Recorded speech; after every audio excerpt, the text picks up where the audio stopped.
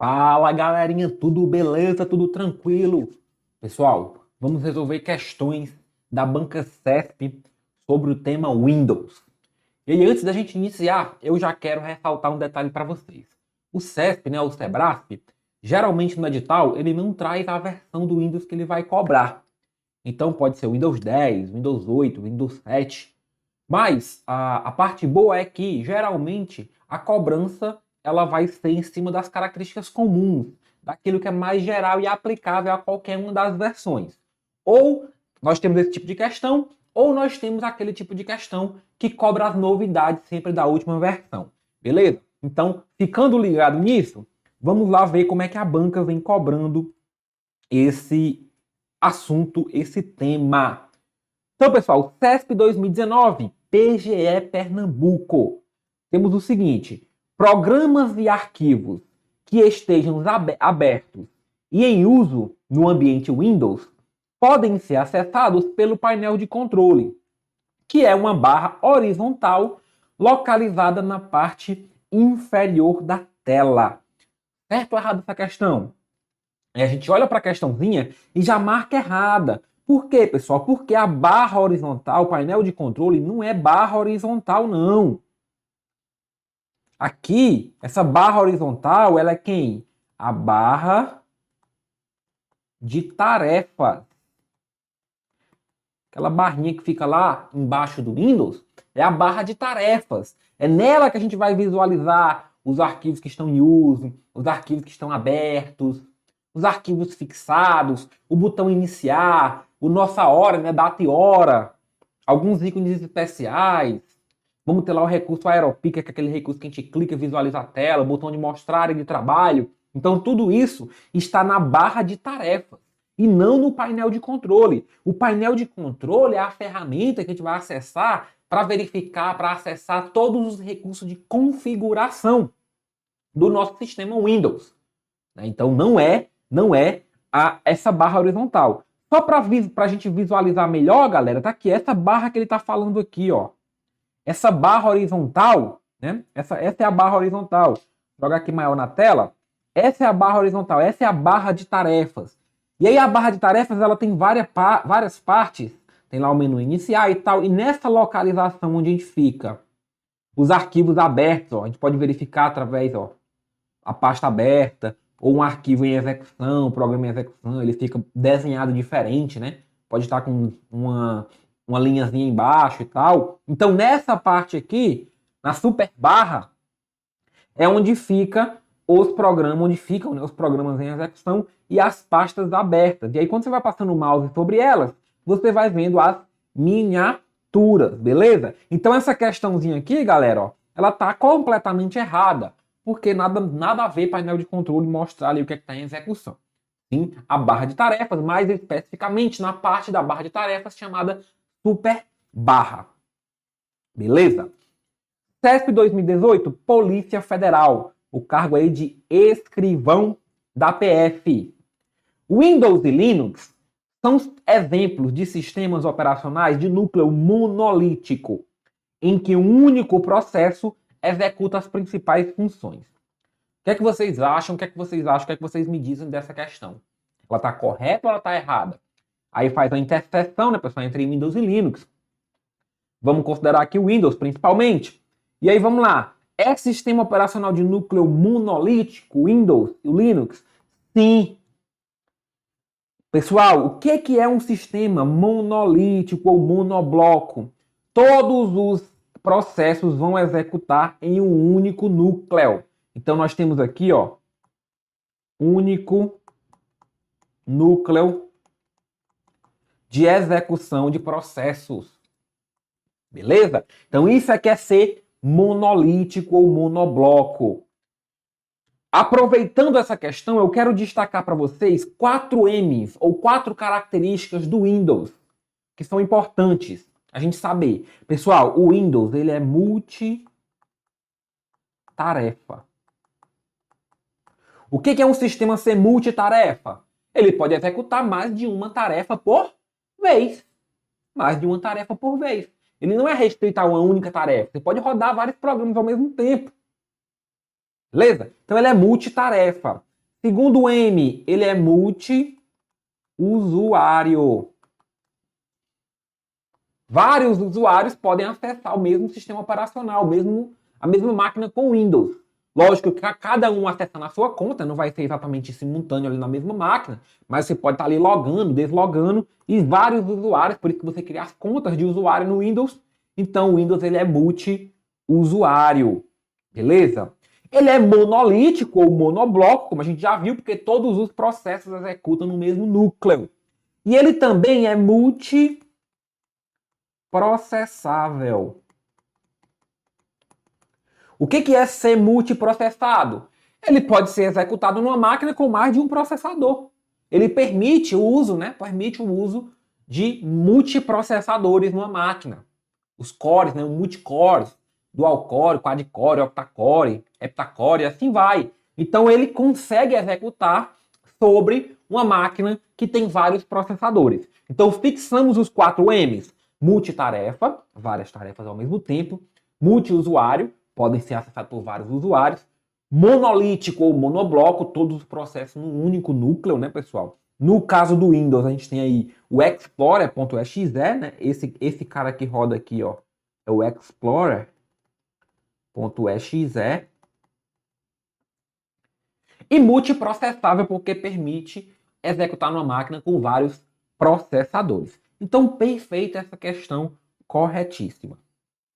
CESP 2018 da CGM de João Pessoa, na Paraíba. O Windows 10 pode ser configurado para que, ao se clicar o menu Iniciar, seja disponibilizada uma lista de aplicativos instalados no computador, classificados em ordem alfabética. Certo ou errado? Galera, a questãozinha está falando que pode ser configurado para isso. Geralmente, a gente vai ter muita possibilidade de configuração do sistema operacional, do Windows, seja versão 10, versão 8, versão 7. O que ele diz? Olha, que quando eu clicar no menu Iniciar, eu posso ter uma opção de lá de listar meus aplicativos instalados em ordem alfabética. Isso é correto. Basta eu ir lá em Configurações e procurar personalização. Então eu vou em Configurações do sistema, né? Configurações do Windows. Configurações. E procuro personalização. Aí na personalização, eu vou selecionar o menu Iniciar, que é o menu que eu quero personalizar. E basta eu fazer as modificações que eu quero. O que acontece? Eu trouxe essa imagenzinha para vocês. Geralmente, antes dos aplicativos no menu Iniciar, em ordem alfabética, pessoal, existem aqui os aplicativos mais usados.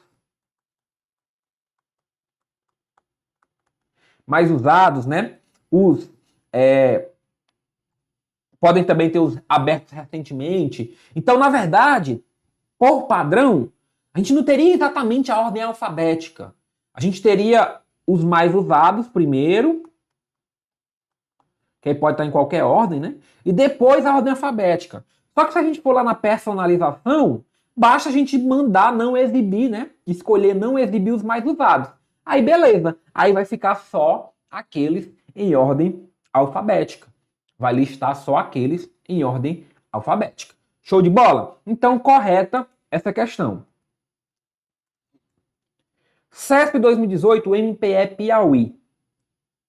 Foi solicitado a Paulo criptografar um pendrive que contém arquivos sensíveis no sistema operacional Windows 10, de modo a proteger os dados desse dispositivo contra ameaças de roubo. Nessa situação, uma das formas de atender a essa solicitação é, por exemplo, utilizar a criptografia da unidade de disco BitLocker, um recurso de proteção de dados nesse sistema operacional. Certo ou errado, galerinha? O que é que vocês me dizem? O que é que vocês acham? Galera, está correta. E eu vou chamar a atenção para vocês sobre esse recurso BitLocker. O que é o BitLocker? É uma ferramenta aí do Windows que ela serve para criptografar os dados do disco rígido, os dados do HD. Professor, mas ele falou que é o pendrive. Beleza, galera. Só que o BitLocker, a partir do Windows 7, esse recurso, né? A partir do Windows 7, a gente tem a opção aí, tem uma variação, digamos assim, que é o BitLocker to Go. Com o BitLocker to Go, a partir do Windows 7, então do 7 maior, né? Do 7 para frente. O 7 para frente, os outros não. 7 ou maior.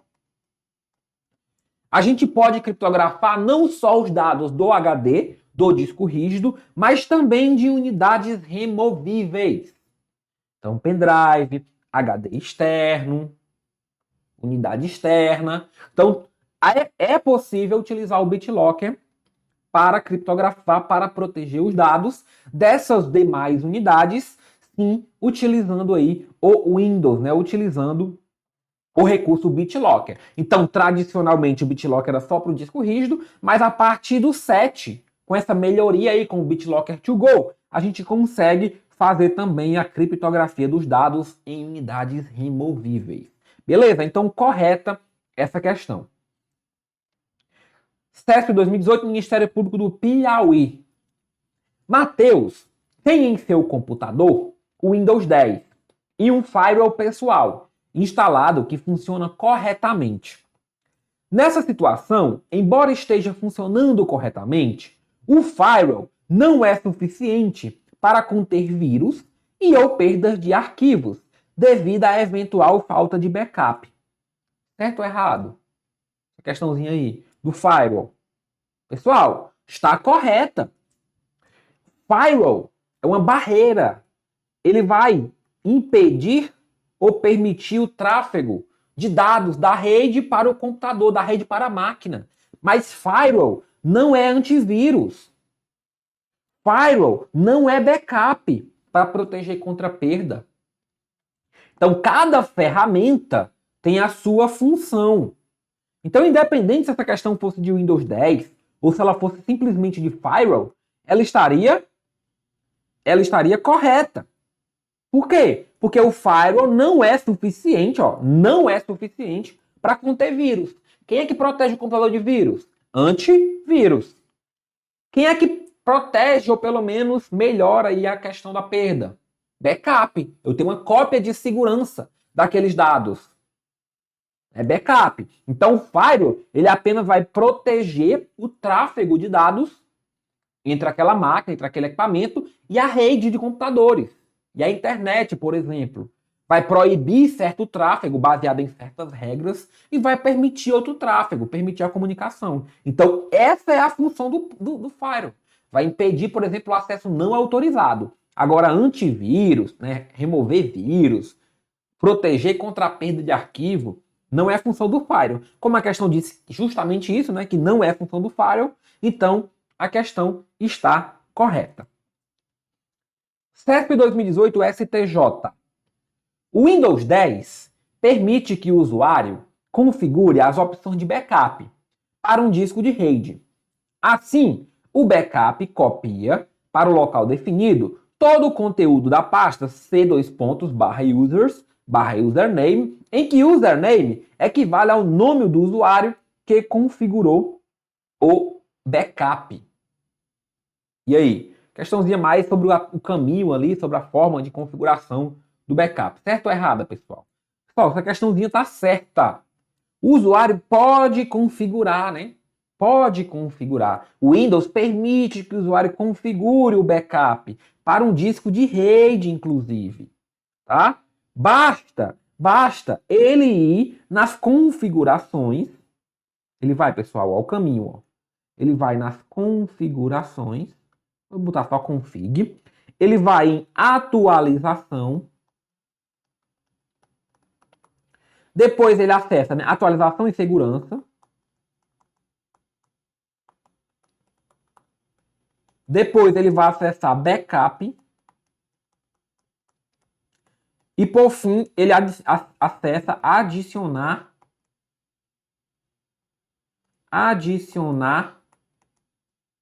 uma unidade.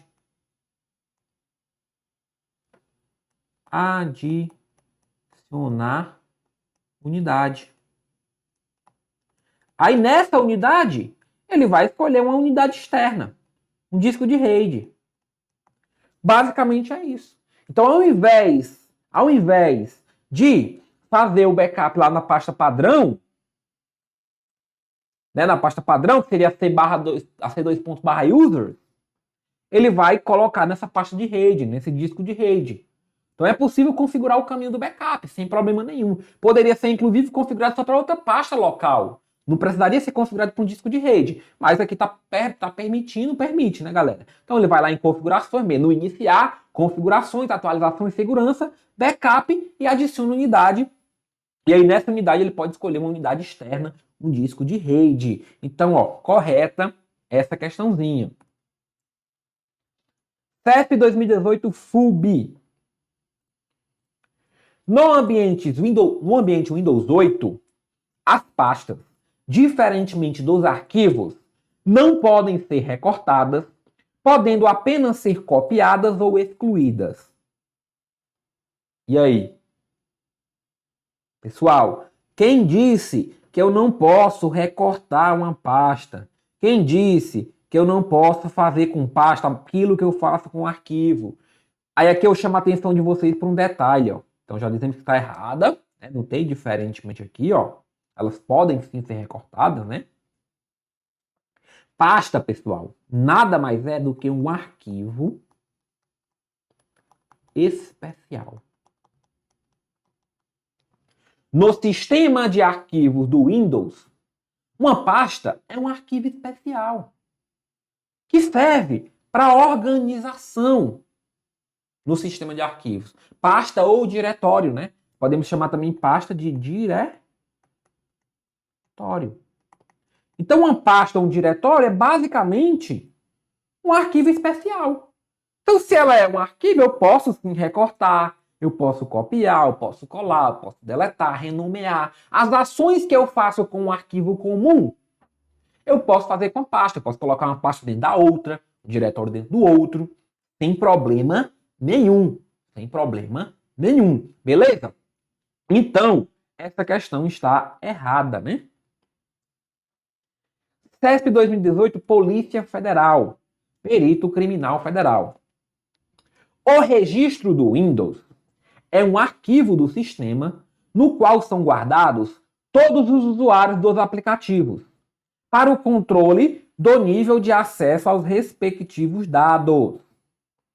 Certo ou errado essa questão? Questãozinha mais técnica, mais conceitual aqui do registro do Windows. E aí, pessoal? Galera, essa questão ela tá errada. Por quê? Porque o registro do Windows não é um arquivo do sistema, mas ele é um banco de dados que vai armazenar as configurações dos aplicativos instalados, qual que é a estrutura do diretório, as informações dos usuários, dos drivers. Diversas informações vão ser armazenadas nesse banco de dados. Então ele não é um arquivo, não. Professor, não consigo visualizar exatamente isso. Pessoal, é só a gente olhar a figurinha que eu trouxe aqui para vocês, para a gente verificar, ó, por exemplo, quando a gente abre o editor de registro. Essa é a carinha do nosso editor de registro. Então aqui no editor de registro, a gente pode modificar as propriedades. Diversas propriedades dos registros, né? Lógico que aqui o usuário comum não vai entrar nisso daqui e sair modificando tudo, que pode quebrar, pode dar pau. Mas é esse bancozinho de dados, ó, vários aspectos aqui, vários elementos. Cada elemento desse vai ter um conjunto de propriedades. Então, o registro, ele é esse banco de dados que traz as configurações de cada arquivo, caminho, estrutura de diretório e tal. Beleza? Então, nossa questãozinha aqui está errada, basicamente por isso, né, pessoal? Basicamente aí por isso. Guardado todos os usuários, né, armazena as configurações, estrutura, guarda a informação do usuário, guarda a informação do usuário também. Tá? Mas ele não é um arquivo e sim um banco de dados. CESP 2018 FUB. No Windows 8, alguns recursos estão disponíveis por meio de entradas ocultas, guardadas nos cantos do ambiente. Um exemplo de entrada oculta é a barra Charms. Certo ou errado? Uma questãozinha aqui de Windows 8 e ela traz um recurso específico do Windows 8. Então, aquela questão que ela é específica da versão, né? Diferente da maioria das questões de Windows do CESP, ele trouxe algo específico da versão. E aí, galera, essa questão ela tá correta. O Charmes, ou a Charmes Bar, né? É a barrinha que ela substituiu aí no Windows 8, o menu iniciar. Então, ao invés de ter o menu iniciar, a gente tem essa barrinha. Quando é que ela aparece? Quando a gente vai, bota o mouse no cantinho da tela, ou através aí do atalho Windows C, aí ela vai e aparece. Vou mostrar a carinha dela para vocês. Ó. Tá aqui, ó, essa barrinha aqui. Né? Essa barrinha aqui, ó. Então você vem andando com o mouse, vem andando com o mouse, vem andando com o mouse, quando você chega bem aqui, ela aparece. Essa é a Charmes Bar. Né? A barra charmosa aí do Windows 8. Que, na verdade, só complicou a vida do usuário. O menu iniciar é muito melhor. Tanto que voltou no Windows 10 o menu iniciar, né? Então essa é a Charmes Bar. Charmes Bar. Beleza? Então, pessoal, dito isto, né? Nós temos realmente, ó, que é isso. O Windows 8, então para você acessar a barra Charmes, o que é que você faz? Ou você coloca o mouse para onde ela tá, para o canto direito, ou você usa ali o atalho, né? O atalho Windows C. Windows mais C. Aí você acessa a Charmes Bar. Show? Lá no Windows 8, tá, pessoal? No Windows 10, volta ao menu iniciar e esquece esse negócio de Charmes Bar. CESP 2018 FUB. No Windows 8, para informar as credenciais que permitem fazer logon no sistema, o usuário deverá antes desbloquear uma tela que é exibida antes da tela de logon. Certo ou errado essa questãozinha? Perfeita. Aqui, tanto para o Windows 8, Windows 7, Windows 10 e tal, quando o sistema, o Windows está bloqueado, né? Que antes de você entrar, você tem que entrar com as suas credenciais e tal, usuário e senha. Antes de você entrar nessa tela das credenciais, ele aparece lá uma imagem, uma paisagem, o que for. E aí, para você sair dessa paisagem e o Windows pedir suas credenciais e ir para a tela de logon de fato, se você apertar qualquer botão, pessoal, você vai desbloquear essa tela, né? Você vai desbloquear essa tela. Tá a telazinha de bloqueio aí. Telazinha de bloqueio que tem. Exemplo aqui, coloquei para vocês, a imagenzinha, então lá. Então, se eu tiver aqui, eu clicar apertar qualquer botão do mouse, ele vai lá para a tela de logon, né? E vai ter lá pedindo seu usuário e senha, você vai entrar com seu usuário e senha e vai conseguir acessar o sistema operacional normalmente, né? Normalmente. Então, ó, para informar as credenciais, o usuário deverá antes desbloquear essa tela. Seria essa telazinha de bloqueio, né? Já não pede a senha direto, uma imagem, geralmente ali e tal, pode até variar essa imagem. E quando você aperta qualquer botão, ou até às vezes clica no mouse, vai para a tela de logon pedindo credencial, pedindo usuário e senha. CESP 2018, PC, Polícia Civil do Maranhão. Ao utilizar um computador no qual está instalado o sistema operacional Windows 8, o usuário efetuou com o mouse um clique duplo no aplicativo X. Então ele pegou lá um aplicativo X e deu um cliquezinho duplo. Selecionou aquele cara lá, né? Deu um cliquezinho duplo lá. Alguns abriu, né? Mas aí executou o aplicativo, né? Quando ele dá 2 cliques, ele executa. Se ele tivesse dado só um clique, ele tinha selecionado. Deu 2 cliques, abriu. Alguns segundos após ter sido aberto, o aplicativo apresentou a informação de que não estava respondendo. Ou seja, o famoso travou. O famoso deu ruim do Windows, né? Então o aplicativo travou. Beleza. Aí ela pergunta, para que o aplicativo X seja encerrado, o que é que a gente pode fazer? Vamos ver lá, pessoal. Pressionar simultaneamente a tecla do Windows, aqui Windows mais F, tá, pessoal? Windows mais F.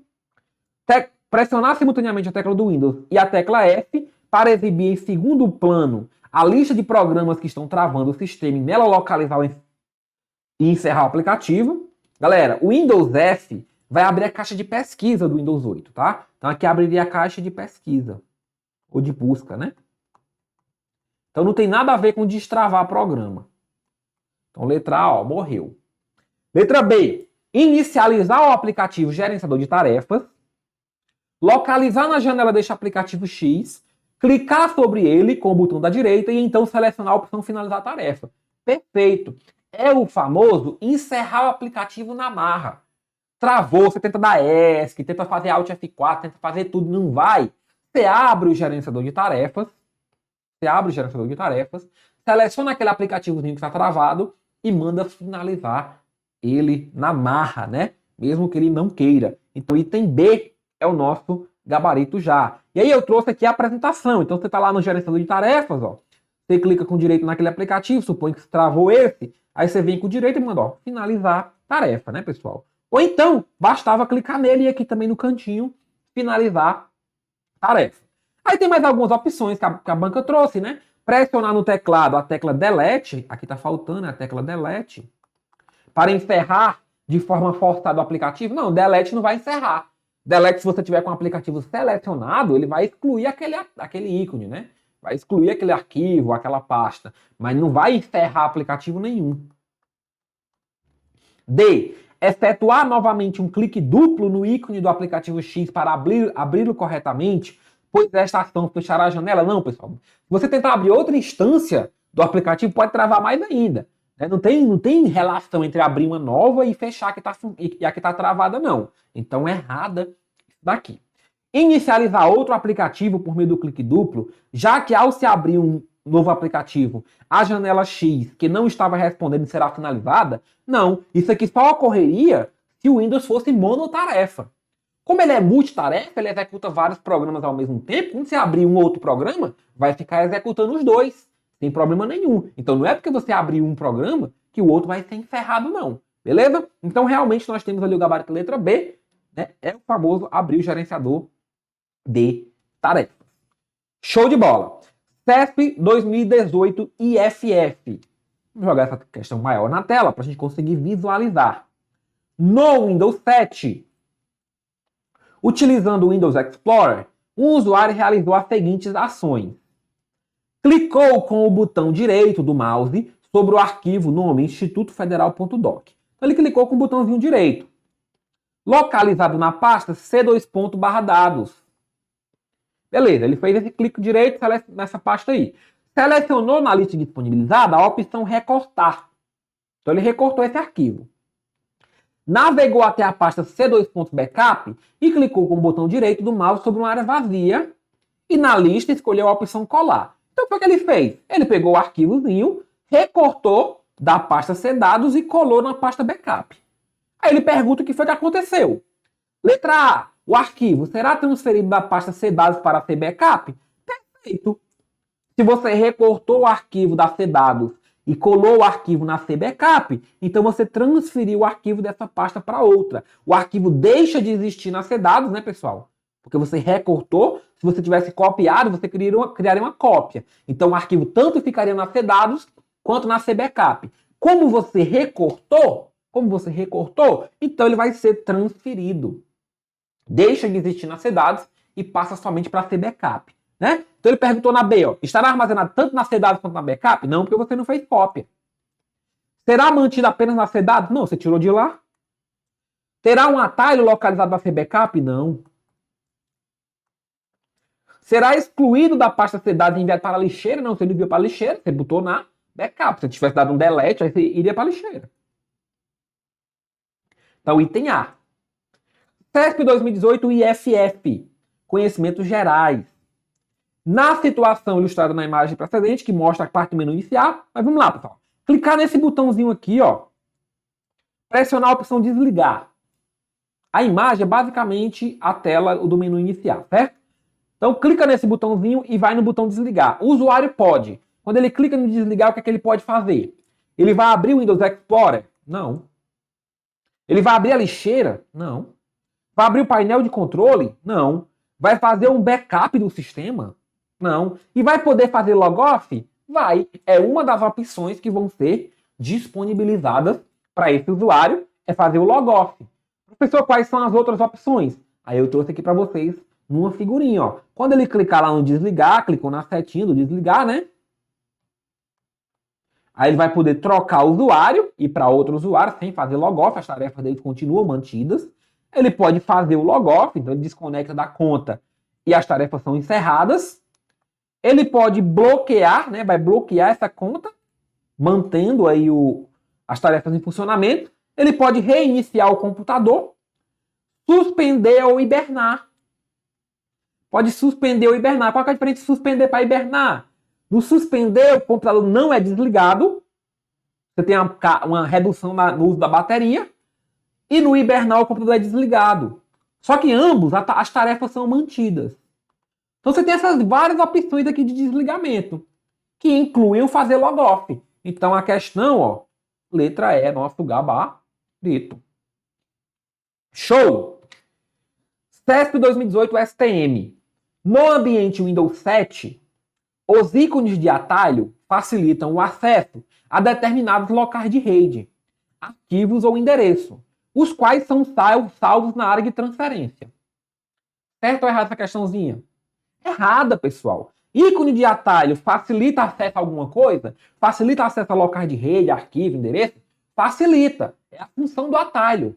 Ao invés de você ter que buscar na origem, você vai pelo atalho. Só que atalho não é salvo na área de transferência, não, pessoal. Atalho vai ser salvo em alguma pasta, pode ser até na área de trabalho. Talvez a questão teria que colocar aqui a área de trabalho. Mas pode ser atalho em outro lugar também, em outra pasta. O documento do usuário e tal. O que é área de transferência? É uma área temporária de armazenamento do Windows.